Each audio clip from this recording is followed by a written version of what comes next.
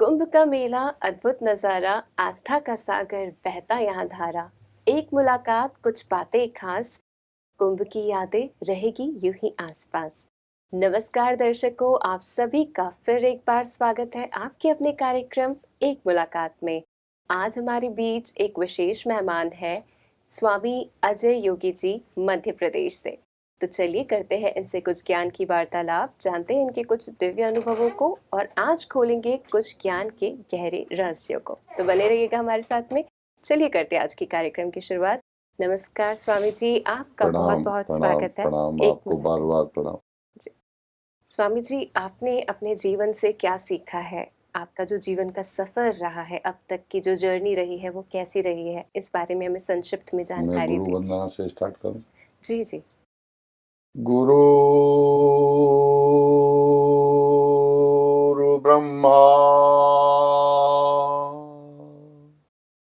गुरु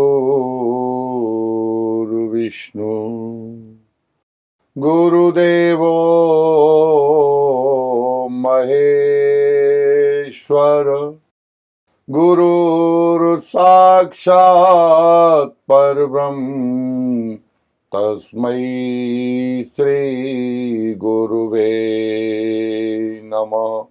तस्मै श्री गुरुवे नमः।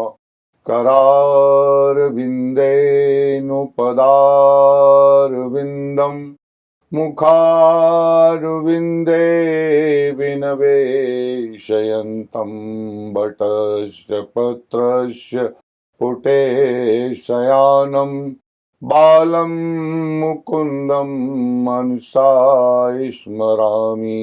बालं मुकुन्दं मनसा स्मरामि। हरि ओं शान्ताकारं भुजगशयनं पद्मनाभं सुरेशं शिविश्वाधारं गगनसदृशं मेघवर्णं शुभांगं श्रीलक्ष्मीकान्तं कमलनयनं योगार्ध्यानभिगम्यं वन्दे विष्णु भवभयहरणं सर्वलोकैकनाथं। सर्वलोकैकनाथं सच्चिदानन्दरूपाय विश्वोत्पत्त्यादिहेतवे तापत्रय विनाशाय श्रीकृष्णाय वयं नुमः।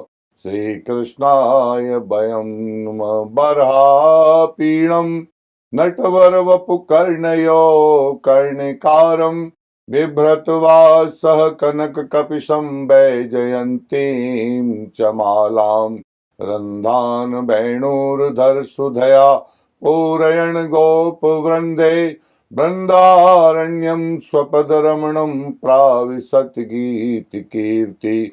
प्राविशत् गीतिकीर्ति। प्राविशत् गीतिकीर्ति। वन्दे श्रीकृष्ण गोविन्दाय नमो नमः। वन्दे श्रीकृष्ण गोविन्दाय नमो नमः। स्वामी जी, आपका जो जीवन की यात्रा रही है, आपने अपने जीवन में क्या सीखा है, कैसा आपका जीवन का सफर रहा है, इसे हमें संक्षिप्त में इसके बारे में जानकारी दीजिए। मेरा जीवन 17 साल की उम्र से घर परिवार माता पिता कुटुंबीजन जी। छोड़ दिए थे। अच्छा। मुझे मेरे जीवन में जहाँ मैं रहता हूँ जी वहाँ एक हनुमान जी का मंदिर था और जी कुछ नहीं था। जी। उस मंदिर पे मेरी मुलाकात एक ऐसे संत के रूप में हुई, ना मैं जानता था ना वो मुझे वो जानते थे। जी अचानक उनकी गाड़ी वहाँ रुकी, जी खराब हो गई, क्या हुआ क्या नहीं हुआ। जी जी। वहाँ मैं रामायण का पाठ कर रहा था। ओके। तो जब वो संत वहाँ आए, बैठे, पानी वानी पिया। जी पानी पीने के बाद फिर वो बोले कि बहुत अच्छा चौपाइयाँ कह रहे हैं आप, जी दोबारा से इनको। तो मैं एक चौपाई कह रहा था। जी। कवन सो काज कठिन जग माही, जो नहीं हो तात तुम पाही। पवन तनय बल पवन समाना, बुद्धि विवेक विज्ञान निधाना। इन दो चौपाइयों का अर्थ पूछने लगे। जी जी तो जब जैसे अर्थ बताया जी तो बहुत प्रभावित हुए, तो उन्होंने एक कागज पर लिखकर मुझे पता दे दिया। जी तो उसमें लिखा उन्होंने धीरेन्द्र ब्रह्मचारी। जी धीरेन्द्र ब्रह्मचारी लिखा तो कुछ हम पढ़ते थे, जब जी 11th में पढ़ रहा था मैं, हम्म। तो सुनने में समझने में आया कि ये तो बहुत बड़े योगी हैं, इंदिरा जी के गुरु हैं। जी 82 की बात है ये। हम्म। तो पता दे गए मुझे और वो चले गए। अच्छा। तो मैंने 11th पास करने के बाद जी उनके पते को बहुत अच्छे तरीके से संभाल के रख लिया था। जी फिर मैंने माता पिता से पूछा कि मुझे दिल्ली जाना है। जी मेरी मौसी दिल्ली में रहती थी, मेरे मौसा जी राइटर थे, राम कुमार भंवर जी। जी जी तो मौसी के यहाँ के फिर उनके पास गया। तो उनके पास मैं पहुंच गया। पहुंचने के लिए मुझे 3 दिन लगे उनके पास, इतनी सिक्योरिटी थी वहाँ। जी Z+ जो श्रीमती इंदिरा गांधी जी को मिलती थी, वही सिक्योरिटी उनको मिली हुई थी। जी तो 3 दिन बार बार लौट आया। चौथे दिन मैंने फिर उनसे, गार्ड से कहा कि मुझे ये पत्र दे के आए हैं वो, जी आप एक बार मेरी मुलाकात करा दो, अगर ना कर देंगे तो मैं वापस चला जाऊंगा। जी तो उन्होंने जैसे ही भेजा अंदर, हम्म। बोले कहाँ से आए? बोले हनुमान जी का मंदिर था जहाँ आपकी गाड़ी खराब हुई। तो उन्होंने तुरंत बाहर आके मुझे गले से लगा लिया। अच्छा। तो बस वहां से मेरी जीवन यात्रा योग से प्रारंभ हुई। जी तो मुझे 6 महीने उन्होंने जितने भी 84 योग के आसन थे जी वो सब 6 महीने में ट्रेंड करा दिया, जी। तो अध्यात्म में आपका रुझान बचपन से ही था। बचपन से। जी। पर 11th करके फिर आपको ये संकल्प नहीं आया कि मुझे कुछ पढ़ना है और आगे बढ़ना हाँ, है? पढ़ा था मैं। जी हाँ, प्राइवेट रूप से। फिर मुझे जी। उन्होंने बनारस में एडमिशन दिला दिया था, BHU में, अच्छा। हिंदी पढ़ने के लिए। जी बोले आप हिंदी पढ़ो। जी तो जी मैंने हिंदी से MA किया। जी। हिंदी से फिर योग और नेचुरोपैथी में PhD किया। तो आपका एजुकेशन और अध्यात्म दोनों साथ दोनों साथ साथ चलता साथ रहा। चलते रहे। बहुत अच्छी बात है ये तो। जी, तो स्वामी जी आपने किसी एक चीज़ को छोड़ा नहीं, बिल्कुल बैलेंस बनाते हुए आप जी आगे जी बढ़ते रहे जी अपने जी जीवन जी। में। जी। स्वामी जी हम भी अपने जीवन को अर्थपूर्ण कैसे बनाएँ, एक मीनिंगफुल लाइफ हम जिए, जिससे कि हमें कभी ये ना लगे कि हमने जो करना था वो नहीं किया।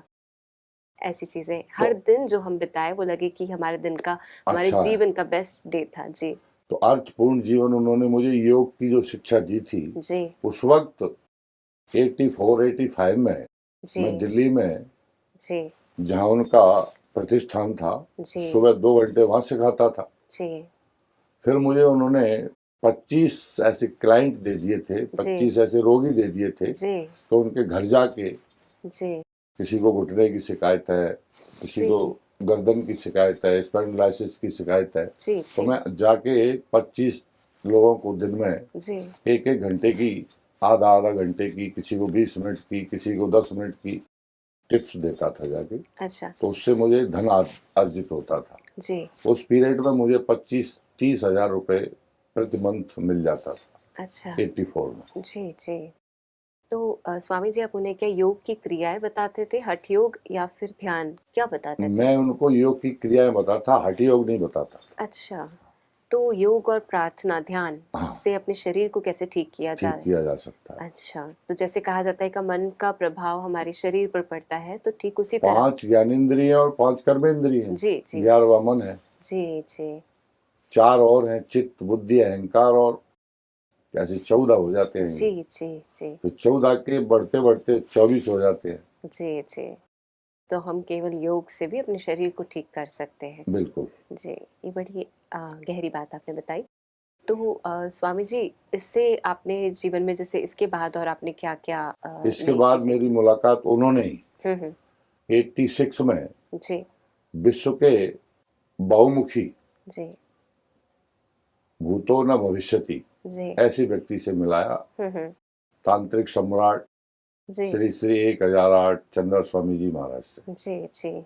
अगर आपने नाम सुना हो। जी, मैंने नाम तो नहीं सुना है, पर हाँ, आपसे जानने को मिल रहा है। जी, वो विशेष तंत्र के जानकार थे। जी स्वामी जी, जब हम ध्यान योग करते हैं तो कहा जाता है कि हमें रिद्धि सिद्धियां भी प्राप्त होती है, होती जिससे है। कि हम जो भी संकल्प करते हैं वो सिद्ध होते हैं। बिल्कुल, तो ये सत्य है। बिल्कुल सत्य है। जी जी। तो उनसे मुलाकात हुई, हम्म। तो उनके यहाँ भी आना जाना प्रारंभ हो गया मेरा। जी तो उसी पीरियड में 86 में जी राजीव गांधी प्रधानमंत्री बने थे। जी। ओके। तो हम उनके साथ राजीव गांधी जी के घर पे 1-2 बार खाना खाने गए। जी तो राजीव गांधी जी को ये इतने हिस्से में जी स्वेलिंग रहती थी। जी जी अब प्रधानमंत्री के लिए तो कोई कमी है नहीं, जी बिल्कुल। वो विश्व में कहीं भी जा सकता है राइट। इलाज के लिए। जी मगर उन्होंने रात को जैसे ही सोते थे तो दर्द चल हो जाता था, जी। पेन किलर खानी पड़ती थी उनको। जी तो ऐसे ही बातों बातों में उनसे उनके मुख से निकल के आई कि स्वामी ये कौन है। तो स्वामी जी ने कहा मेरा शिष्य तो नहीं है, मगर बनने की कह रहा है ये, जी तो अभी बनाया नहीं है, मगर ये योग का बहुत अच्छा छात्र है, जी जी विद्यार्थी है ये। जी मेरे से पूछा आप योग में क्या क्या जानते हो, तो मैंने बताया उनको जो जो जी। जानता था। तो बोले योग से ये ठीक हो सकता है। तो मैंने कहा ये जी सुबह बताऊंगा। जी तो उन्होंने सुबह 6 बजे मेरे लिए स्पेशल गाड़ी भेजी। जी मैं गया उनके पास, जाके मैंने शरीर के सारे अंगों के 84 हमारे इस शरीर में जी अंग प्रत्यंग है, जी। तो 84 ही योग के आसन है। ओके। तो मैंने देखा, मैंने कहा ये ठीक हो सकता है। जी कैसे होगा, मैंने कुछ तो योग से होगा, कुछ मैंने कहा आपको आयुर्वेदिक दवाइयों का इस पर लेपन करना पड़ेगा। जी। तो पेस्ट बना के और रात में पट्टी बांध के आपको सोना पड़ेगा। कितने दिन लग जाएंगे, मैंने कहा दिनों की गारंटी नहीं है, जी मगर ये ठीक हो सकता है। जी। तो वो तैयार हो गए। तो कुछ ईश्वर की कृपा, जी जी बिल्कुल। कुछ बुद्धि राइट। और कुछ उनका समय, जी तीनों मिल गए, 1 महीने में ठीक हो गया उनको। जी जी। बहुत प्रभावित हुए वो। स्वामी जी, जैसे सारे दिन में अगर हम 5 मिनट या 10 मिनट भी इस योग की क्रिया को दे पाए तो ऐसा क्या योग हम करें जिससे कि हमारा शरीर स्वस्थ रहे? आश्वासन अच्छा। जी। योगा। योग ओके। आश्वासन। और अनुलोम विलोम, अच्छा। जी जी जी। ठीक तो महाराज ये जी। 2 ही अगर कोई क्रियाएं करता रहे जी जी तो ज्यादा परमात्मा से बड़ी शक्ति तो दुनिया में कोई है नहीं। जी अब वो जी जिस रूप में भी है, जी जी। मगर ये 4 हम्म, क्रियाएं ऐसी हैं, जी आश्वासन की और अनुलोम विलोम प्राणायाम की, जी तो जी इनसे मनुष्य 75 से 80% स्वस्थ रह सकता है। जी।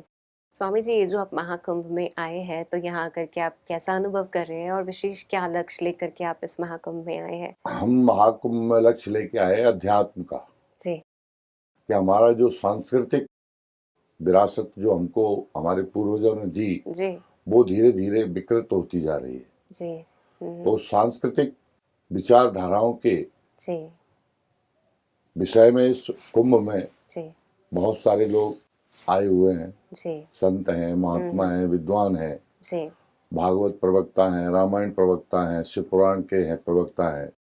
तो वो सब अपनी अपनी जगह अपने अपने भक्तों को या आम जनता को बता रहे हैं कि अध्यात्म क्या है जी और इस कुंभ का क्या महत्व है, जी कुंभ क्यों लगाया जाता है, जी। कुंभ 12 वर्ष बाद ही क्यों लगता है। हम्म। तो ये सारी चीजें चल रही हैं मेले में। जी। तो स्वामी जी, केवल एक धार्मिक मेला है या इसका कोई सामाजिक महत्व भी होता है? सामाजिक समरसता का बहुत बड़ा महत्व है। जी। आप देखिए, कोई किसी से पूछता है कि आप स्वीपर हो, नहीं।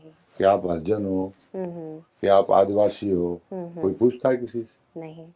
भीड़ में सब चले जाते हैं, संगम पर सब नहाते हैं, जी जी स्वीपर भी नहा रहा है, जी। हम भी नहा रहे हैं, एक राइट। राजा भी वही नहा रहा है। जी ये सबसे बड़ा महत्व है इस कुंभ का। जी जी जी बिल्कुल। स्वामी जी, एक सवाल है आपसे जी। कि जीवन में जो हम भिन्न भिन्न व्यक्तियों से मिलते हैं, जो घटनाएं हमारे जीवन में घटती है, तो वे क्या केवल एक संजोग होती है या उसके पीछे कोई रहस्य भी होता है? नहीं, संयोग तो होता है, जी। मगर एक रहस्य ये होता है कि हमारे शास्त्रों में 4 वेद हैं, 6 शास्त्र हैं, 18 पुराण हैं जी और उपनिषदों की संख्या 500 बताते हैं, जी मगर अब 100 के करीब रह गए हैं, लुप्त हो चुके। कुछ हमारे यहाँ जो आक्रांता आए, जी उन्होंने हमारे सनातन धर्म को मिटाने के लिए बहुआयामी प्रयास किए, मगर नहीं मिट पाया उनसे, तो वापस लौट गए। मगर कुछ चीजें तो हमको नष्ट कर ही गए। तो कठोपनिषद में ऐसा प्रश्न मिलता है कि हम जब एक दूसरे से मिलते हैं तो हमारा कहीं ना कहीं किसी न किसी जन्म का कोई ना कोई तार कनेक्ट होता है जब हम आपसे मिलते हैं। लोग 1000 निकलते हैं मगर हमको नमस्कार करने वाला ही नमस्कार करता है, 10 लोग चले जाते हैं। राइट जी। तो इसके पीछे भी कोई लेन देन का एक वो हिसाब किताब कह लो वो होता है। बिल्कुल बिल्कुल। जी।